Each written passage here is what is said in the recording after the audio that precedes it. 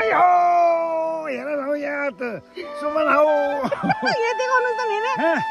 सक्छ के उचाल्नु उचाल्नु आम्मा ओहो के फलाउनु थाल्यो हौ मेमेले यसरी फल्छ बोरामा चाहिँ यो के भन्छ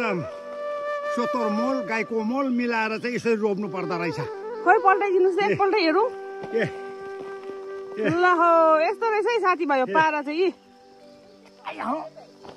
लाप्चे तरुल सेतो है यस्तै सेतो लाप्चे यसरी रोप्नु पर्दो रहेछ अन्त